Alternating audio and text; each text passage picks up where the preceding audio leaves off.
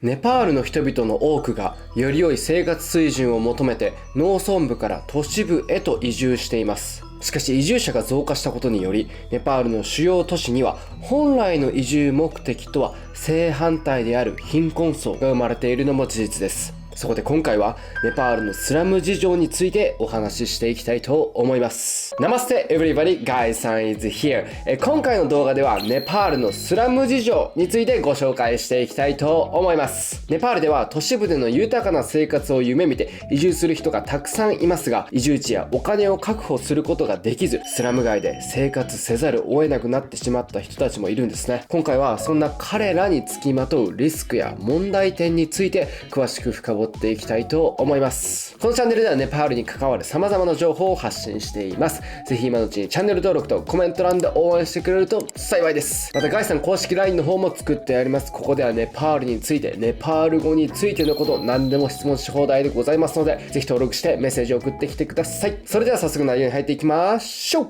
国連の報告によると、ネパールのスラム人口は年々増加しており、都市人口のうちスラム人口は1990年の120万人から2009年には310万人に増加しています。2014年には280万人とわずかに減少しました。2018年時点ではネパールの都市人口の約 49.3% がスラムに住んでいます。つまり都市にいる人の約半分はスラム街に住んでいるんですね。都市に移住する人が増えるにつれ、低所得世帯は住む場所が手に入れにくくなっています。こうした状況は首都カトマンズでより顕著に見られます。ネパールの都市開発省はカトマンズ、ポカラ、ダラン、ビルガンジ、バラットプール、メチナガルといった人気の移住先でもスラム居住者が増加していると報告しています。ネパールの人口の急速な変化はネパールの主要都市で最低限の生活水準で暮らすアーバンプア、都市貧困層を生み出す大きな要因となっています。スラム街の住民は一時的な定住者とみなされることが多く、政治的な認知や権利がありません。ネパールの政治的なプロセスはスラムに住む大多数が関与することなく行われています。実際にスラムに住んでいる27歳の女性はあるインタビューにこう答えました。私たちは出生届も出していないし、先祖がネパールに属しているという証拠も示せない。このような状況で誰が私たちに市民権を与えてくれるのでしょうか。彼女はバグマティ川のほとりの小屋で2人の子供と暮らしています。スラムに住む多くの人々は市民権を取得するために必要な法的文書を持っていません。カトマンズバレーのスラム街に住む人々は生活費を稼ぐために大変な苦労をしています。バグマティ川近くのスラム集落に住む35歳の女性はこう述べたそうです。シングルマザーで正規の教育を受けていない私にとって唯一の仕事は建設作業員です。収入は非常に不規則で、いつ仕事がなくなるかもわかりません。そのため娘の学費を払うのが難しいのです。これまでの動画でもご紹介してきましたが、ネパールの雇用不足は深刻であり、特にカトマンズの都市貧困層にとっては大きな問題です。彼らは現在の経済状況では自立が困難だと感じています。ある25歳の男性はこう述べました。私たちはカトマンズで仕事を見つけるために村から移住してきましたが、ここでは不定期の収入しか得られていません。自分自身と家族のためにお金を稼ぐために数ヶ月後には韓国に移住するつもりです。またスラムには健康的な移住スペースや衛生設備がないため、住民の大半が死に至る感染症のリスクにさらされています。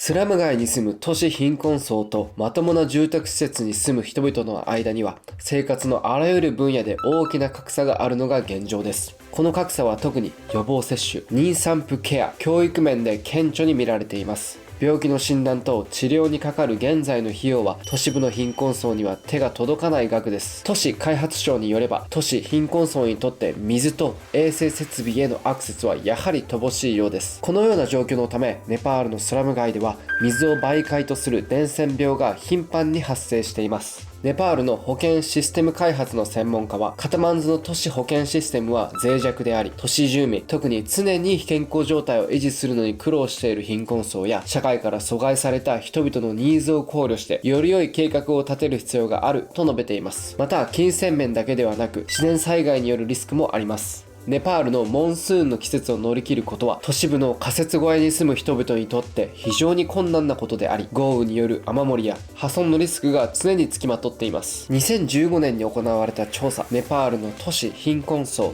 ではスラムや不法占拠者の居住地が自然災害に対して脆弱である理由について言及しました。洪水が起こりやすい地域など生態学的に敏感なエコロジカリーセンシティブといった地域に位置しているそうです。リスクのある地域でしか居住スペースを確保できないんですね。この状況を解決するには都市部の貧困層に適切な住居を提供し、持続可能な収入源を確保することが重要であり、彼らが持つ労働力やスキルを国家発展のために活用することが必要になります。ネパール広報によると、有効な土地証明書を持たず家族名義の不動産を管理できない人々のことを土地なし不法占拠者と呼びます。カトマンズでは土地のない不法占拠者は主にシャンカムル居住区、パウラキバスティ居住区、ラムヒティ改良居住区、カリマティダウケルのスラム地域に見られます。最近カトマンズはパウラキ・バスティ居住区が不法占拠者を排除する措置を取りました。不法占拠者とカトマンズ市警との間で衝突が発生し、市警察署長を含む18人の警察が負傷しました。バグマティ川のほとりに居住する不法占拠者たちは不法占拠者の適切な管理とカトマンズ市長の辞任を要求し、タパタリとカトマンズ事務所前でデモを行いました。ネパール政府は土地のない不法占拠者の問題に対処し、長期的な解決策を打ち出すことができていません。政治家たちはこの問題に対する持続可能な解決策を打ち出すどころか、この問題を自分たちの利益のために利用し、不法占拠者たちには気休め程度の対応しかしませんでした。政府は何度も不法占拠者たちの問題を解決すると宣言し、斜めてきましたが、未だ実現されたことはありません。一方、この地域の不法占拠者たちは受け入れ可能な代替案が用意されない限り、これまで住んでいた場所を明け渡さないと決意を固めているようです。彼らはカトマンズバレーの代替地を要求しています。したがって政府は既存のスラムや不法占拠者の居住地をしっかりと認識し、将来そのような地域が形成されるのを防ぐための新たな政策を打ち出すべきだと言われています。容易な資金調達の選択肢や手頃な価格の住宅を用意するとともに、不法占拠者の改善や移転のための特別基金を設けるべきです。さらに不法占拠者をその特性に基づいて分類した上で、様々な形態の土地賃借権を与えるべきだという声もあります。以上がネパールのスラム事情でした。いかがだったでしょうか。軽く今回のおさらいに入りましょう。ネパールのスラム街に住む人々は自分の身分を証明するものがなく、法的な権利もありません。収入も不安定で生き延びるのに苦労しています。衛生設備が整っていないため感染症のリスクが高く、自然災害に対しても脆弱です。不法占拠者と政府の間で衝突が起き、この問題は解決されていないのが現状です。これまでの動画ではネパールをおすすめの観光地として紹介してきましたが、やはり少し危険な地域も存在するのが事実です。現地に行く際は事前にしっかりと調べるようにしてくださいね。また実際の状況を目の当たりにした際は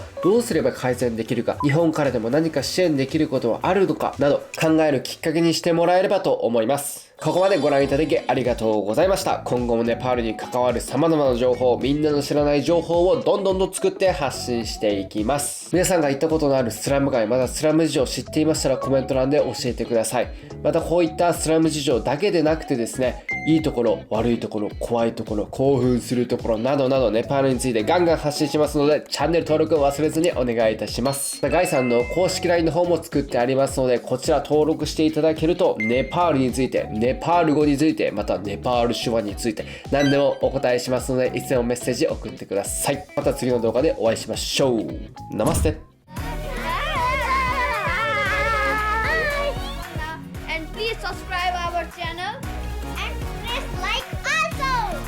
Share our video also.